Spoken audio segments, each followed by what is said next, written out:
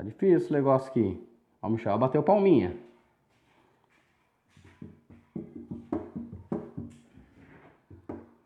Um joinha.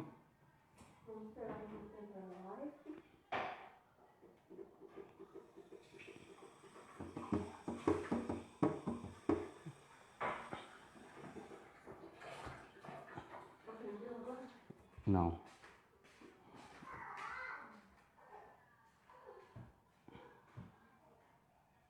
Não,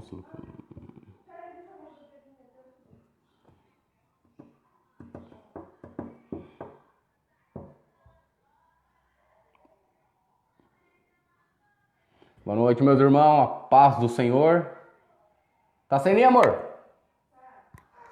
Conferindo aqui com a esposa no outro quarto. Esperando o pastor Zé entrar ali, nós entrar num bate-papo teológico.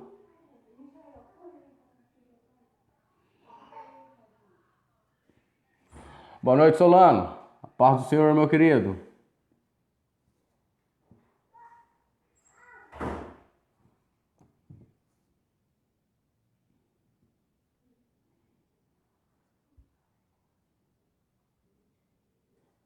Muito longe.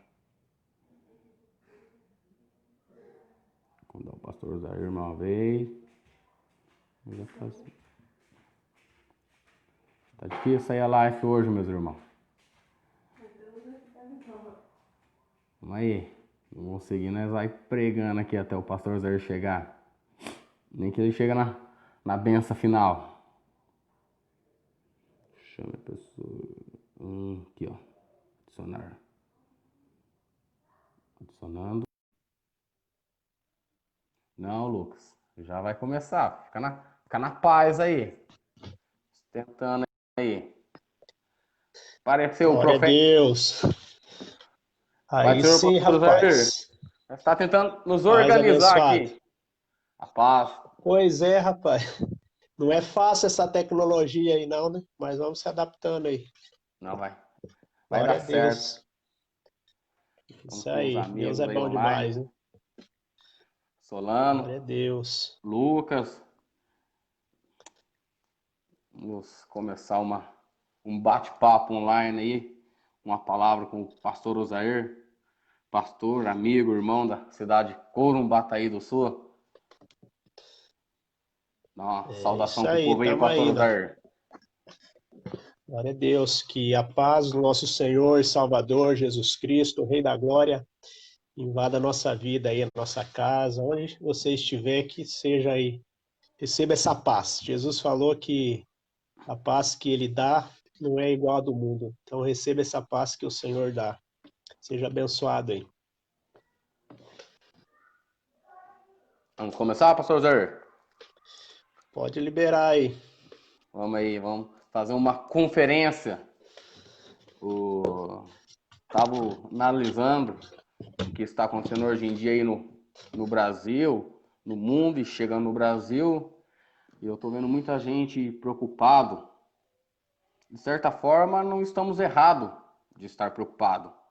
Mas a gente não deve esquecer que a nossa vitória está na mão do nosso Senhor, daquele que fez os céus e a terra, daquele que é digno de toda honra, toda glória e todo louvor. E o que me chama a atenção, pastor Osair, é que eu estou vendo muita gente se promover com a transgressão do outro, com a dificuldade do próximo. Pegamos aí um povo que não tem um conhecimento bíblico e cai na mão de falsos profetas, pessoas que têm extorquido o povo de Deus, amedrontando o povo de Deus, querendo vender a bênção, vender a graça, vender a cura para muita coisa. E eu estava analisando biblicamente, lendo a palavra do Senhor, e convidei o pastor Zair para dar uma explicação para o povo aí sobre duas questões bíblicas. A primeira está relatada no livro de Reis, capítulo 18 em diante, que fala sobre Elias. Quando Elias desafia os profetas de Baal, porque primeiro veio a seca naquela época. E logo depois da seca, Elias se escondeu, de certa forma, E quando ele aparece para desafiar o povo de Baal. Só que o que chama a minha atenção naquela época é que ele desafia o povo de Baal e ele fala, seguindo aí a mensagem, em 1 Reis, capítulo 18, o versículo 19 em diante, ele fala assim: o Deus que responder com fogo do céu é o Deus que todos nós vamos seguir. Tanto os profetas de Baal como os outros profetas, os profetas de Jezabel também. E nessa linha bíblica, ele deixa os profetas pedir a Baal. E pedindo a Baal, passando um tempo, nada acontece. E Elias arruma o altar do Senhor, corrige o que está errado, pede uma água para o povo, porque em época de seca, a água valia muito. Então ele pega o que tinha mais de valioso na época, era a água. E depois que ele faz a oração, Deus derrama fogo do céu. Ponto. Aí finalizamos essa parte. Quem derramou fogo do céu naquela época, naquele tempo, foi o Deus de Israel. Certo, né? Sim. Então, ponto. Outro livro também que eu quero detalhar aqui é o livro de Jó. Todos conhecem a história sofrida de Jó.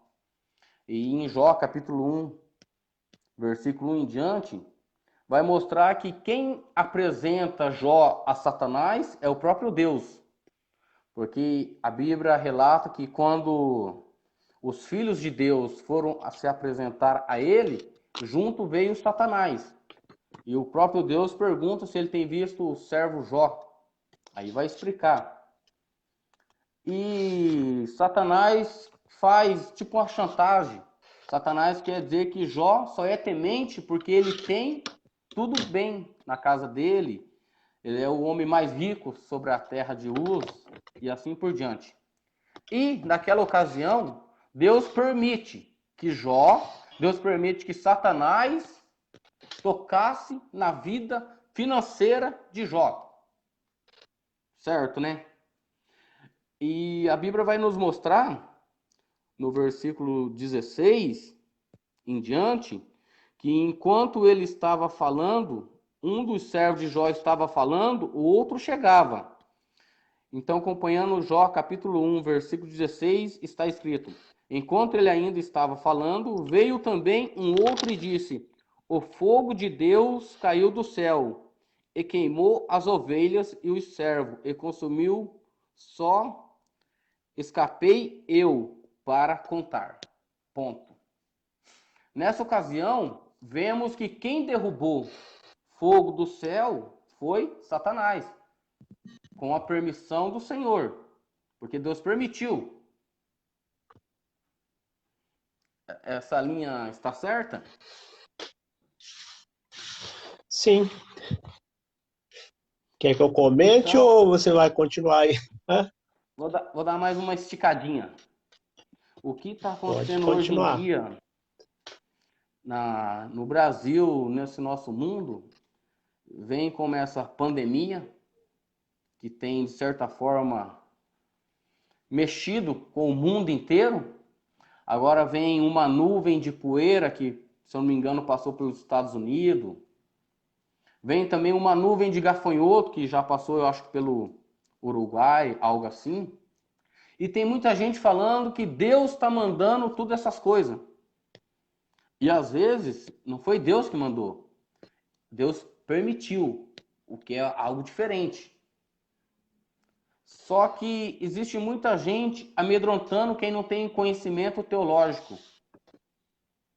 Eu queria que o senhor comentasse sobre esses dois critérios. Sobre o fogo que caiu do céu no altar de Elias e sobre o fogo que caiu sobre a vida dos filhos de Jó. Nossa, glória a Deus. Vamos lá, Você pastor! começou, Aleluia! você começou falando sobre falsos profetas, né? Eu estava meditando aqui em Mateus 7, no versículo 15, E é interessante, porque falsos profetas? Aonde os falsos profetas estão? Às vezes a gente pensa que o falso profeta está lá no mundão, no meio da praça. O falso Santo profeta Deus. está dentro da igreja. Ele está se vestindo de lobo, vestindo de ovelha, ou de lobo vestindo de ovelha, vestindo até de pastor. Estão no nosso meio. E Jesus disse que a gente precisa tomar cuidado. João falou que a gente precisa testar a profecia para ver se está de acordo com a palavra. O que a gente pega aí, por exemplo, você falou do gafanhoto. Eles estão postando 2 Crônicas 7:13. E não é errado, mas às vezes não bate. E a gente vai vendo que os profetas do caos, eles se levantam quando tem alguma tormenta. Por que as pessoas não profetizam 10 anos antes? Por que vão profetizar quando está acontecendo, que já está ali escrito, enfim. E aí a gente percebe que quando Elias ele pediu fogo de Deus, Deus liberou o fogo. Agora, na vida de Jó, é uma coisa interessante, Maicon. Não sei se você percebeu, e eu estava lendo agora há pouco, já tinha lido, mas eu vi um pensamento de Jó 1,16. Quem foi que falou que foi fogo de Deus? Você percebeu aqui, Maicon? Eu só vou ler aonde fala quem que falou que era fogo de Deus. Olha aqui, ó. Enquanto este ainda falava, veio outro mensageiro e disse: o fogo de Deus caiu do céu e queimou as ovelhas e os servos e destruiu todos eles. Quem que disse? Foi um servo de Jó. Ou seja, era a mesma coisa que eu. Eu, por exemplo, estava apavorado ali, de repente vi um fogo caindo, veio do céu, veio de Deus. Então eu penso assim, que um apontamento teológico aqui, que é a pessoa que disse, e escrever o que ele disse. Quem disse que foi Deus que mandou o fogo? Ele que disse, entendeu? Esse é um ponto. E aí que eu fico pensando, os gafanhotos que estão vindo da Argentina, olha, está escrito na Bíblia. Sim, tem tantas coisas que está escrito na Bíblia. Se você for ver o sermão profético de Mateus capítulo 24, tudo aconteceu. Que a lua se transformar em sangue, pragas, pestes, terremotos, falsos profetas, o amor de muitos se esfriará. Então tudo já está escrito. Mas até que ponto a gente vai ficar falando que foi Deus ou que foi o diabo? Então eu penso assim, Maico, de uma das coisas que eu tenho pensado muito nesses dias, Aleluia, que santo Deus. o que tem acontecido é uma colheita de um plantio. Tudo que o homem plantar, ele vai colher.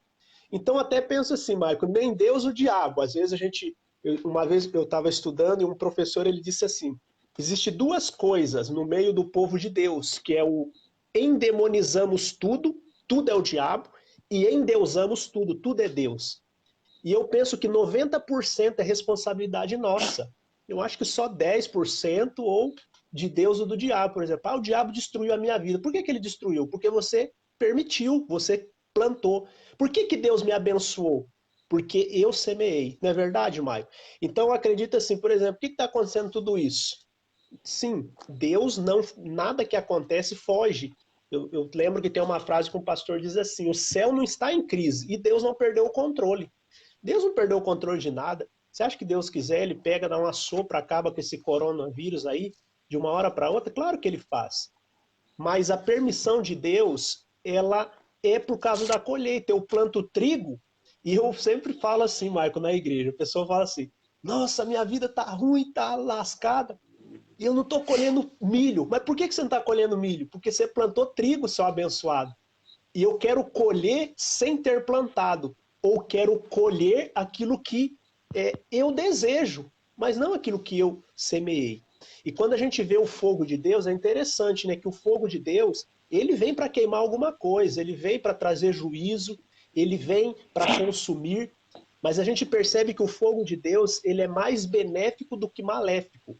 Não sei se você concorda comigo, Maico, porque é o seguinte, mesmo que Deus derrame fogo sobre Sodoma e Gomorra, eu estava vendo sobre isso, Deus liberou fogo muito na Bíblia.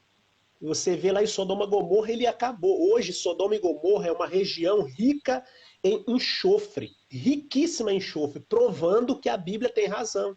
A gente está estudando no ITQ, Instituto Teológico Quadrangular, sobre a Bíblia na história. todas as coisas que a gente vê na história só vai contestando e provando que a Bíblia é verdade. Sodoma e Gomorra não é uma ficção. Lá está o enxofre, riquíssimo enxofre, aquele lugar. E por que que Deus liberou aquele fogo para queimar, destruir tudo? Porque Deus amava demais aquele povo. O amor de Deus, ele é revelado até mesmo numa desgraça que a pessoa pensa que está acontecendo, que Deus fez, que Deus está fazendo. O amor de Deus é incalculável. Ele, quando ele está nos disciplinando, é porque ele nos ama, não é verdade, Mike? Hebreus diz que qual pai que ama o filho não disciplina o seu filho? Assim Deus faz. Então perceba assim que a maioria das coisas que tem acontecido são colheitas de semeadura que fizemos, do que permitimos. Então eu acredito assim que Deus ele não perdeu o controle, Deus não deixou o Brasil ou as nações liberada na mão do diabo, porque eu acredito assim, Mike, que o diabo é o diabo de Deus. O diabo ele é um empregado que Deus, quando uma pessoa aceita Jesus e começa a andar com Jesus, entrega um demônio derrotado. Então esse negócio da pessoa falar, o diabo ele está controlando, não. Ele só vai aonde Deus deixa. A gente vê isso na vida de Jó. E a Bíblia diz em Apocalipse que ele ainda continua fazendo a mesma coisa que ele faz com Jó. A Bíblia diz, o acusador dos nossos irmãos fica acusando dia e noite. Então, eu creio assim, que Satanás ele vai lá acusar minha vida, acusar a sua vida diante de Deus. Ele fica lá, o papel dele é esse, acusador, mas ele não pode, se a gente estiver alinhado no propósito de Deus. Não é verdade, Maio? Sim, eu também acredito nesse ponto teológico que o senhor falou. E a questão na vida de Jó, o que me chama a atenção é que o Jó, enquanto seus filhos festavam, ele fazia sacrifício ao Senhor, porque de certa forma ele sabia que seus filhos estavam desagradando ao Senhor. Trazendo para hoje em dia, podemos dizer que às vezes o marido está pregando e a esposa está despregando. Às vezes um homem está sendo usado por Deus, mas os seus filhos estão transgredindo a lei do Senhor. Só que Jó não se desanimou perante tudo o que aconteceu. E trazendo para hoje em dia essa pandemia, esse vento de poeira, esses gafanhotos em si, isso não vai desanimar o verdadeiro cristão. Isso não pode desanimar nós cristãos que temos como base a Bíblia do Senhor. Por quê? Porque quando nós deixamos de ter base na Bíblia, quebramos princípios, é onde entra os falsos profetas. É onde entra os falsos pastores que estão preocupados com quantidade e não com a qualidade. Porque se existem várias denominações que, se a gente for analisar bem, não estão preocupados com o membro em si. Estão preocupados com outras coisas. Estão deixando muito a fé bíblica, a fé cristã nossa. Aí vem uma crise dessa, vem uma pandemia dessa. A pessoa está sem pastor. A pessoa não está sendo orientada. Ela vai desandar. A Bíblia relata que os mais fortes suportarão os mais fracos. Mas se a gente abandonar nesse momento, porque esse momento é ideal para o inimigo começar a agir, porque longe de Betel, ou onde se chama casa de oração, é mais propício a acontecer as coisas. Debaixo de uma cobertura, longe de um pastor, é mais propício o inimigo agir, porque o inimigo quer atacar a presa quando ela está longe do rebanho. Eu penso assim, quando ela está mais solitária, é propício para ele. É isso mesmo. Veja bem, eu considero Jó como um pastor, vamos dizer assim. Ele tinha uma igreja, os seus filhos, ele era um patriarca, ele viveu no tempo de Abraão, provavelmente, se você for ver na cronologia. Então ele era um pai, ele era um pastor. E ele, uma das coisas que Jó fez errado, tem duas coisas que Jó fez errado, os teólogos, porque a gente olha, não, Jó era perfeito, ele mesmo se diz perfeito, Mas enfim, Jó primeiro ele tinha medo. Ele disse assim: o que eu temia me aconteceu. Hoje tem muito cristão aí com medo, porque ele sempre ficava pensando: se uma crise vier, se uma crise vier. Pois é, se uma crise vier, eu tenho que estar preparado para ela, ou senão ela me traga. E a segunda coisa que Jó fez errado, no meu ver, Maico, é que ele não discipulava os seus filhos. Ele não arrebanhava os seus filhos para o ensiná-lo a caminhar nessa fé que você disse. Porque, por exemplo, hoje as pessoas aqui em Curumbataí, novamente, a igreja não está mais, ela está fechado o templo, né? A igreja não fecha. E quem não está firmado, ele não vai conseguir desenvolver.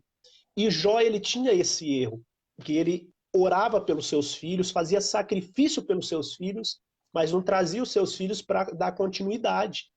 E aí eu vejo uma coisa que pode acontecer na igreja, por exemplo, um erro dele, mas há o erro também dos filhos, porque os filhos viam o pai fazer e não fazia. E eu tenho visto muitos cristãos na minha igreja, em outras denominações, que eles pensam que é o pastor que tem que fazer, que o pastor tem que orar. Uma pessoa disse assim para mim: pastor, você é pago, né, para orar pela gente, então ora aí, você que tem que orar por nós. E essa é uma coisa distorcida. Falei: pois é, né? Glória a Deus, eu sou pago para fazer isso. Esse Deus é maravilhoso. Só que você tem que pagar para fazer isso também.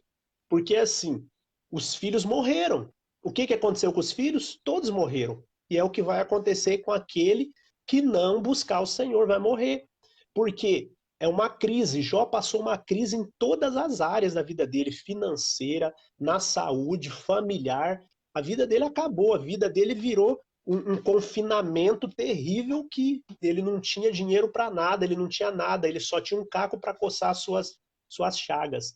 Então a gente percebe aí, teve um erro da vida de Jó, sim. Está tendo um erro muitas vezes na vida pastoral, sim. Mas também está tendo um erro na vida das ovelhas. Quem que o falso profeta engana, Maio? Quem não tem a palavra de Deus, quem não está buscando, quem não ora, quem não está semeando. O inimigo vai enganar mesmo. O falso profeta engana quem é tolo, quem é um falso cristão. O falso profeta encosta em quem é falso também. Porque não adianta, Aleluia. Maicon, um falso profeta não vai enganar aquele que é verdadeiro. O falso profeta ele vai enganar quem que é um falso adorador. Jesus falou que ele está procurando verdadeiros adoradores. O falso profeta ele vai se encostar em quem é falso adorador. Não adianta. Então a gente precisa perceber na vida de Jó.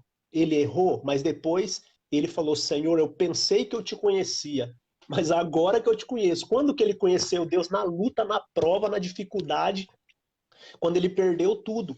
Então, querido, não espere você perder tudo para você dizer como Jó depois: agora os meus olhos veem. Aleluia. Eu creio assim, Michael, que a gente tem tudo para deslanchar e viver uma vida com excelência na presença de Deus, buscando e prosperando, para esperar que a vida desabe, perca tudo para depois buscar Deus. Eu tenho visto tanto cristão assim. Um dia eu falei para uma ovelha minha, falei: toma cuidado, rapaz, tome cuidado. Aquele que está de pé, cuide para que não caia. Ele falou: não, pastor, eu fico olhando essas pessoas que não firmam na igreja. Eu falei: toma cuidado. E de repente ele foi o próximo que estava fazendo pior do que aqueles que ele acusava. Porque a corrida na fé, ela não é uma corrida do que eu li hoje. Não é uma corrida do que eu já orei hoje. É continuidade. O fogo, voltando a falar do fogo, ele arderá continuamente sobre o altar e não se apagará. A nossa vida precisa orar sem cessar. Eu tenho que amar a palavra de Deus, meditar de dia e de noite. Que dia que eu tenho que ir na igreja? Todos os dias. A Bíblia diz que a igreja primitiva, eles iam todo dia no templo, todo dia de casa em casa, não cessavam de orar, de estar na doutrina dos apóstolos, que era a palavra, na oração, eles tinham tudo em comum, repartia, tudo em comum. E é isso que nós precisamos voltar, nessa igreja primitiva e nesse fogo, né, Maico? Fogo de Deus, né? Porque senão vai vir outro fogo aí que esse é perverso, né? É, a gente tem que tomar muito cuidado para não fazer igual os filhos de Arão, se eu não me engano, Abilu e o que ofereceram fogo estranho diante do altar do Senhor e foram É Nadab e consumidos. Abiú. Esse é o nosso problema. É. Por isso que eu falo, o pastor falou dos falsos cristãos e é uma coisa verdadeira também. Muita gente foca só nos falsos profetas, mas ninguém fala dos falsos cristãos. que são os braços direitos dos falsos profetas. O que me chama mais atenção é que, pegando essas duas histórias, como nós disse no começo, a gente tem que consultar se vem de Deus ou se não vem do Senhor. Porque, como dito, estão vendendo muita coisa bíblica. Estão vendendo salvação, vendendo o que foi pela graça. Só que o que nos chama a atenção, a maior coisa é isso, né? Mas será que vem mesmo do Senhor ou não veio? Ou simplesmente estão aproveitando da situação precária de muitos? É isso mesmo, né? O que que acontece? As pessoas são muito medrosas, mas eu não sei se tem aí na igreja, por aí, pessoas que você conhece que servem a Deus. Vamos falar aqui, porque também a gente não pode ampliar, porque quando a pessoa não conhece, ela vai ser julgada pelo que ela conhece. A Bíblia diz que os mestres sofrerão mais duro julgamento, porque ele já conhece um pouco mais. Então a gente percebe assim que o cristão ele anda muito com medo. Eu fui numa casa, às vezes a gente fala assim, hoje por estar na internet, às vezes a pessoa pode estar até assistindo a gente, mas enfim, eu não vou falar nome. Eu fui numa casa, a pessoa estava apavorada. Mas sabe aquele medo? Uma pessoa cristã, crente, com medo do coronavírus, mas com medo porque viu na reportagem sendo enterrado pessoas, aquele monte de gente com medo. E eu vejo que aqui em Curumbataí pegou um pavor. Por quê, Maicon? Nós estamos com 22 casos aqui em Curumbataí do Sul, uma cidade que não tinha nenhum caso, 2 semanas assim, foi lá em cima, e o povo começou a se apavorar. Mas o problema é, Michael, que o cristão que conhece a palavra, ele fica apavorado. Aí o que que acontece? Vem uma pessoa, um profeta do caos, ou alguém que vem falando uma profetada, a gente fala de profetada, né? E a pessoa recebe. Tem algumas mensagens que as pessoas liberam. Eu vi uma coluna de fogo vindo, Deus vai destruir essa cidade por causa do pecado. Olha, eu olho tudo isso, eu também não gosto de ficar, porque a Bíblia diz que a gente tem que julgar a profecia, não o profeta. A gente tem que julgar a profecia. Mas muitas vezes são coisas E redundantes. agora? São coisas que a gente sabe que está acontecendo, que tem na Bíblia. Mas eu acho, Michael, que nesses dias a gente tem que ser um profeta da esperança. Já tem muita gente falando que o Covid vai pegar em 80% da Tá bom? população.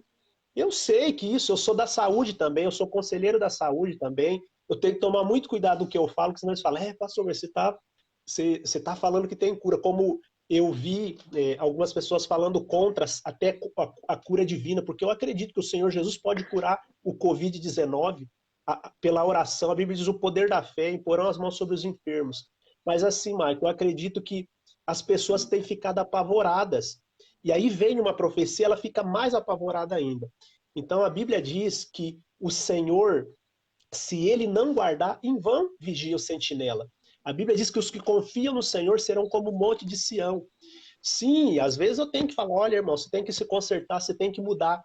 Mas quando eu vejo um cristão, ele vendo que tendo um medo do diabo, medo do Covid-19, medo de tantas coisas, isso não cabe para quem é um cristão. Você pode estar indo na linha do falso profeta, do falso cristão.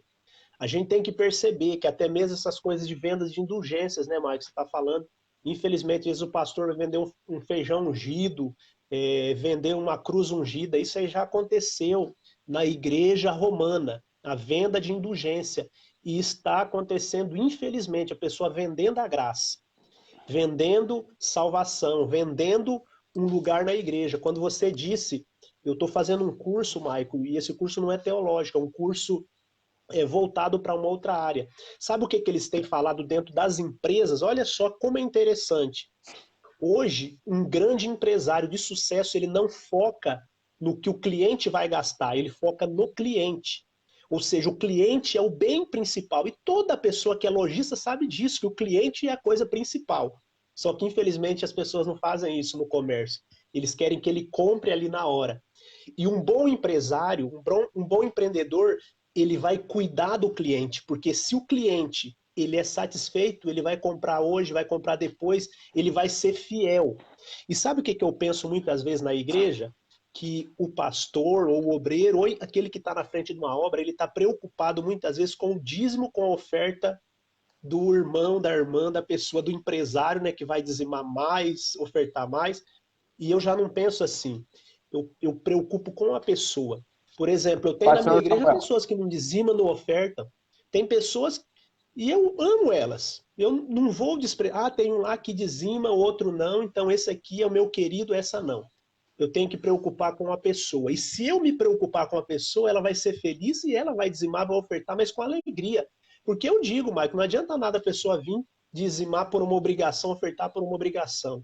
Ela tem que amar. E tudo que a pessoa não faz com amor é pecado. Até a Bíblia diz isso, não é verdade, Maicon? Sim, se não for com amor, não fazemos. Porque se tratando do amor, é relatado bíblico, né? Que o amor deve ser verdadeiro, não fingido, não por obrigação. Só que se a gente pegar o amor verdadeiro, a Bíblia também relata o seguinte, acho que em Provérbios, se eu não me engano, aquele que sabe fazer o bem e não faz, já está errando ou já está pecando. Se pegarmos esse termo, aquele que sabe fazer o bem e não faz, a gente tem que cuidar o que é o amor. Eu vi num livro, pastor Oséias, que só o amor não basta. E eu concordei isso dentro da Bíblia, que o amor não basta. Por quê? Só o amor de Cristo não ia bastar. Só o amor de Jesus. Por quê? Porque a fé sem obra é morta. Então, se só o amor dele, ele não tivesse morrido na cruz, não tinha levado nossos pecados. E trazendo para essa linha, só o amor não basta, eu vi uma história que uma mulher viu a filha cair numa cachoeira. E a cachoeira foi levando a filha dela. E o cara fala bem assim, ó, como que só o amor não basta.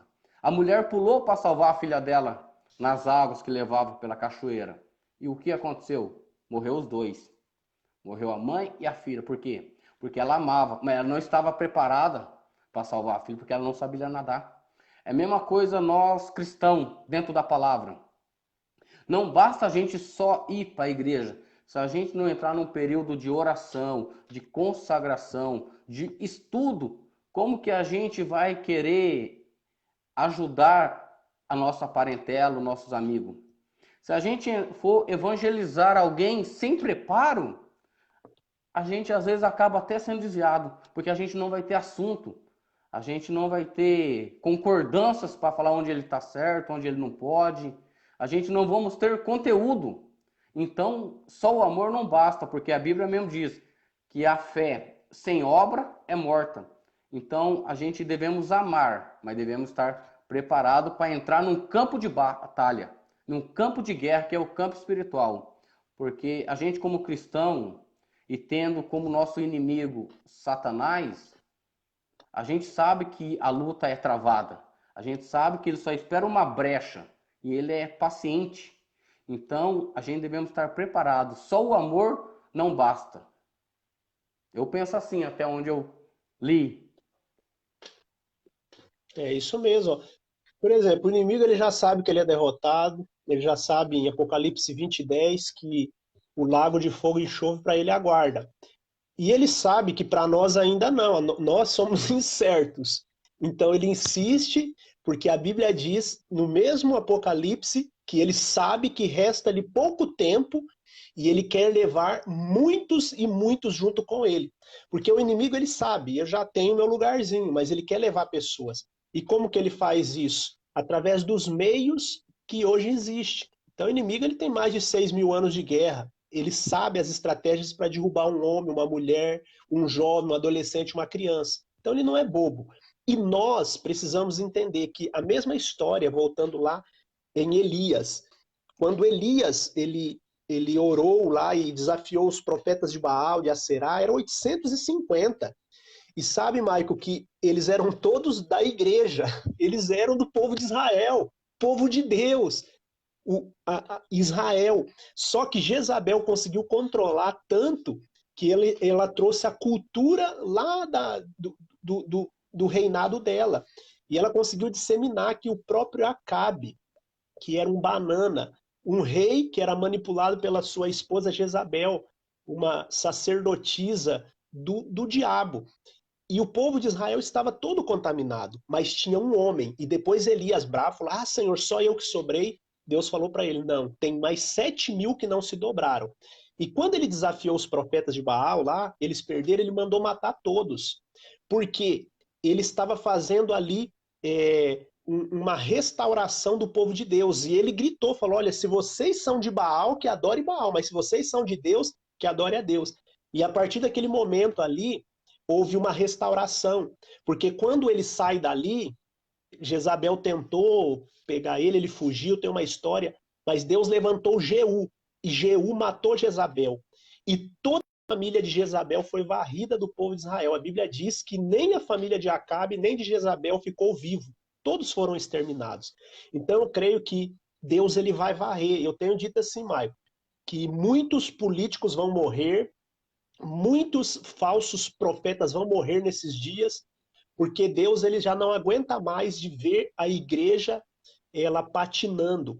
Eu percebo assim, Maico, que a igreja não é alguém pequenininho, não estou dizendo de tamanho lá, da denominação, mas a igreja é a maior organização, se a gente puder chamar de organização, do mundo, de Deus nessa terra. As duas instituições que Deus criou, é a família e a outra é a igreja. E a Bíblia diz que as portas do inferno não poderá prevalecer contra a igreja, mas da igreja verdadeira, da igreja que entende o seu papel, da igreja que vai fazer parar esse Covid-19, da igreja que tem poder contra Satanás, da igreja que domina na política, domina na saúde, na economia, domina em todos os lugares. Não é uma igreja que fica ali coitadinha, com medo de político, com medo de empresário, com medo de China, dos Estados Unidos. Não, uma igreja poderosa, né, Maico? Que domina sobre o inimigo, que a porta do inferno, que é o poder espiritual maior do lado do mal, que não pode contra a igreja. E é esse tipo de cristão que eu acredito que vai governar, que vai tomar o seu papel nessa sociedade. Se você for ver, hoje o cristão e a igreja perdeu muito para o inimigo. Pra você ter uma ideia, Maico, olha nos canais de YouTube. Quem que são os maiores youtubers que existem? Quem são os maiores pessoas que estão no Instagram, no Facebook? São pessoas que estão servindo Satanás, infelizmente. Hoje tem alguns cristãos, alguns pastores aí abençoados que têm entrado, mas é pequeno. Se você vê o Whindersson o Whindersson Nunes, quantos mil seguidores aquele rapaz tem? Aí você olha um outro cristão lá com pouquinho, por quê? É um erro da igreja. A igreja agora, ó, nós estamos aqui, né, ao vivo no Facebook. Mas quanto tempo a igreja demorou para entrar nessa área, né? E tem muitas igrejas que talvez até conheça, que falam assim, não, esse negócio é do diabo, eu não fico aí nesse WhatsApp. Queridos, a gente fica entregando pro diabo. Eu vi um político uma vez, Mike, batendo na mesa lá no Congresso, dizendo, esse é o diabo que me elegeu, é nós que mandamos aqui.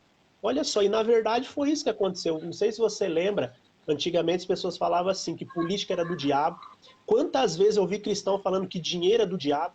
Então foi dando tudo pro diabo. E o diabo falou para Jesus, né, tudo isso aqui é meu, foi me dado. Porque, infelizmente, já desde o tempo de Jesus, as pessoas davam pro diabo.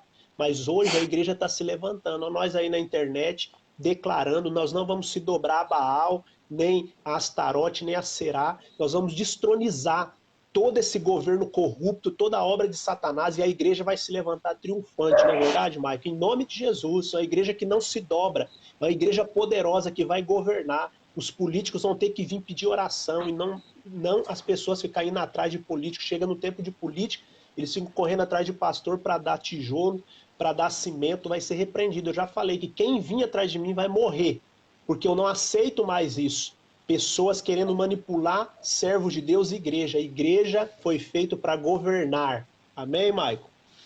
Amém. Eu também creio nisso. Como lembrando de Acabe, eu vi num estudo que Acabe reinava sobre Israel e Jezebel reinava sobre Acabe. Era o bonequinho de Jezebel, era Acabe. Porque se for pegar a história, Jezebel chegou de mansinha. E é da mesma maneira que o pastor está falando, o mundo chega de mansinho nas igrejas, nas lideranças, é tudo de mansinho. Aí quando ele domina, aí ele coloca as tuas doutrinas, os teus altares, as tuas regras. Foi o que Jezebel fez com o rei Acabe. É isso mesmo. É o governo hoje, o que que é? Existe os governos hoje na família, Maico, o que mais domina os lares é espírito de Acabe e espírito de Jezabel, que é o mesmo, é um espírito de controle. Eu já fiz um estudo, eu dei na igreja lá de Roncador, quero dar aqui, porque o que que acontece? Acabe é a liderança frouxa, é a liderança que é manipulada, que é deixada. E Jezabel é a liderança errada, que, vamos colocar aqui para ser mais claro, é o marido banana, que não faz nada, tudo é a mulher, é igual a gente vê isso muito acontecer. Ó, mulher, vê lá, ó, a filha tá fazendo arte, o filho tá fazendo arte, vê lá. O marido banana, frouxo, que não faz nada. E o que que acontece? Hoje as mulheres são fortes mesmo, as mulheres, se deixar, elas dominam o mundo. E isso é uma coisa que Deus colocou nelas, não para dominar, mas para ser uma mulher abençoada, que cuida dos filhos, cuida da casa e trabalha fora. Mas esse não é o papel de mulher de governo. E o que, que acontece?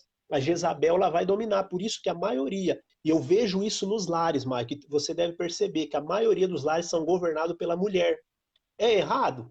Biblicamente é. Mas não quero dizer aqui se é certinho ou errado. Mas o que, que acontece? Por que, que a mulher lidera? Porque o marido não toma atitude. Por que, que Jezabel controlava Acabe? Porque ele deixava. Por que, que ela governava Israel? Literalmente, Acabe ele era um banana, não conseguia, chorava, ficava doentinho, fazendo. Ou seja, ele era um Entendi. banana.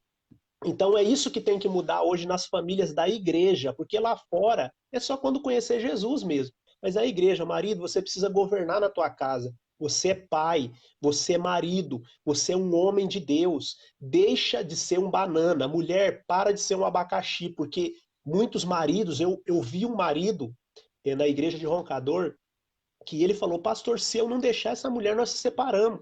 Ele não conseguia governar porque a mulher era braba, era briguenta, era birrenta. E ele, para controlar, ele fazia a vontade dela. Por isso que eu digo, tem o marido banana, mas tem a mulher que é muito difícil. Muitas vezes tem marido que ele tem que se rebaixar, tem que deixar, que senão briga todo dia. Mulher, seja sábia. A mulher sábia edifica o seu lar. Quando há um Acabe é porque tem uma Jezabel. Quando tem uma Jezabel é porque tem um Acabe. Não precisa disso no lar, né, Maico? O lar, servir a Deus, você falou agora há pouco aqui, a mulher tola, muitas vezes o marido está servindo a Deus e a mulher lá contra, e isso vice-versa. Vamos servir a Deus junto, nada melhor. Às vezes a tua denominação, a tua igreja não permite que a mulher tenha um cargo, mas seja sábia lá, mulher. Incentive o seu marido, o marido incentive a sua mulher. Nós precisamos incentivar isso, né, Maicon? Porque senão o Acabe e Jezabel, eu oro praticamente todo dia contra o espírito de Jezabel, porque ele é muito forte, ele é influenciado. Nós tivemos aqui no Brasil um espírito de controle na presidenta, que nem tem presidenta, né, presidente, um governo de Jezabel no Brasil, literalmente. Uma mulher que era manipulada por outras coisas e manipulava. Então a gente precisa voltar às origens, né, Maico? Para que o fogo de Deus mesmo, esse que purifica, esse fogo que revela as nossas obras, a Bíblia diz que o que testa a obra do cristão é o fogo de Deus. O fogo ele queima. E se você tiver errado, você vai ser consumido pelo fogo de Deus. Mas se você tiver certo, você vai ser purificado como um ouro. Não é verdade, Maico? Isso. É. Deus é bom demais. E eu creio, Maico, que são dias aí que um fogo que está ardendo, que não tem a ver simplesmente com o fogo de Jó, assim no modo de que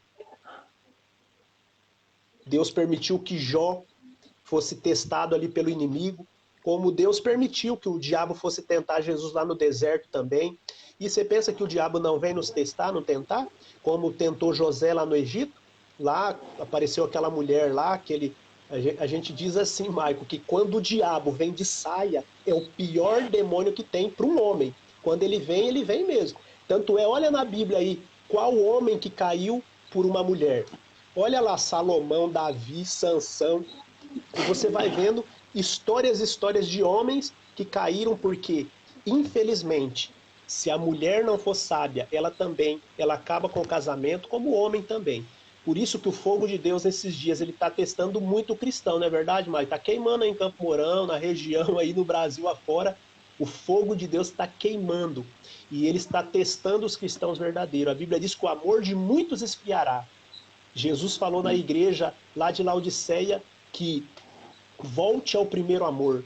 Lembra-te das tuas primeiras obras. Esse fogo ele precisa ser queimado, o fogo de Deus dentro de nós. Porque senão vai virar palha e não serve para nada, não é verdade, irmão? É isso daí mesmo, pastor Zé. Finalizando aqui, já agradeço aí por você dar uma atenção para nós novamente. E vamos finalizar com uma oração. Eu convido o pastor Osair a abrir a tua Bíblia em Isaías, capítulo 41, versículo 13. Um versículo que eu decorei e que eu medito nele sempre. Em cima desse versículo vem até uma pregação dura, porque eu falo que já foi o tempo que Jesus levou nós nas costas, pela graça. Isaías capítulo 41, versículo 13 está escrito: porque eu, o Senhor teu Deus, te segurei pela tua mão direita, dizendo, não temas, eu te ajudarei. Esse versículo é um versículo chave para os tempos difíceis, pastor Ozer. Esse versículo é um versículo chave para você que está na tua casa, passando por um tempo difícil. Esse versículo é um versículo chave para você que passa por uma enfermidade, por uma crise financeira, uma crise espiritual, ou uma crise até no teu casamento. O Senhor te diz essa noite que Ele te segura pela tua mão direita e vai te ajudar. Mas para isso você precisa estar focado. Para isso você precisa estar firme na palavra do Senhor. Para isso você não pode se curvar perante outros deuses, perante outras leis. Curva perante ao Senhor, nosso Deus, nosso Pai, aquele que falou que vai te segurar pela tua mão direita e vai te dar a vitória, mas Ele vai te ajudar. E para o Senhor te ajudar, você deve clamar a Ele, você deve buscar a Ele, orar junto com a sua esposa, orar junto com o teu marido, orar pela tua parentela, orar pelo teu serviço, ora pelo teu jardim. O Senhor essa noite está dizendo que vai te ajudar, vai te erguer pela tua mão direita e vai te dar a vitória, mas Ele vai te ajudar. Amém, pastor? Glória a Deus. É desse jeito que eu acredito. Eu te tomo pela tua mão, Ele nos conduz. Mas eu preciso ir, né, Maico? Não adianta nada você ficar aí. Ah, Deus vai fazer, e você não faz nada. Eu acredito assim na autorresponsabilidade do cristão. Ele precisa se responsabilizar. Eu sou responsável como cidadão, como pastor, como pai, como marido. Eu sou responsável nessa live, eu sou responsável por essa cidade, eu sou responsável por essa nação. A partir do momento que o cristão entender a responsabilidade, que ele é um sal, ele vai salgar muita coisa, né, Maicon? Então o Senhor está tomando-nos pela mão dele. E ele está dizendo, vamos caminhar juntos, vamos ir. Não fica esperando, ah, Deus, vai na frente, ah, Deus, abençoa os meus caminhos. Não, vamos com o Senhor. Não é verdade, Maico? Tudo isso muda. Quando a gente entende que Deus está conosco, eu não vou ter medo de Covid-19, uma coisa que está apavorando até a área médica. Não, não tenho medo disso. Eu tenho medo daquele que pode me lançar minha alma no inferno. Mas o Senhor, Ele está conosco e nós vamos alcançar. Amém, Maico? Você que vai orar ou eu oro? Se quiser, libera aí. Ora aí para nós, pastor Zé. Finaliza aí. Glória a Deus. Pai querido, nós te agradecemos porque o Senhor é bom e o seu amor dura para sempre. Eu louvo a Deus pela honra, Pai, de participar com essa live do meu querido irmão, amigo Michael, Michel e também, Pai, com todas essas pessoas que participaram conosco. Obrigado, Pai. Eles nos honram por estar assistindo, ouvindo, Pai, aí glorificando ao Senhor junto conosco. E eu te louvo, Pai, porque muito mais pessoas ainda assistirão, ouvirão e crerão, Pai, através desta live, que vai ficar aí no Facebook, também no YouTube, Pai. Abençoa poderosamente, Pai. Cura, levanta do pó o necessitado e faz assentar entre os príncipes do seu povo. Assim como o Senhor testou a vida de Jó, provou a vida de Jó, o Senhor tem provado a vida de muitas pessoas, mas o Senhor vai dar vitória se elas perseverarem até o fim. E o fim da vida delas, ou o final, Pai, será melhor do que o começo, porque Jó recebeu tudo em dobro. Faz, Pai, como o Senhor fez nos dias de Elias, Pai, restaura o altar, restaura Israel, restaura, Pai, a nossa nação, restaura a igreja. Eu abençoo a vida do Mike, sua família, suas filhas, Pai, sua esposa. Abençoa, Pai, em nome de Jesus. Amém e amém. Amém, meu pastor. Glória a Deus. Que Deus abençoe. Eu vou colocar no YouTube essa live aí também, vou baixar ela. E tamo junto aí, até depois do fim. Vamos continuar aí, nas próximas Vamos aí. lives, aí, nos próximos avivamentos. Vamos aí. A paz do Amém? Senhor. Tchau a todos. Agradeço a Paz, Deus todos que abençoe. participou. Fiquem com Deus.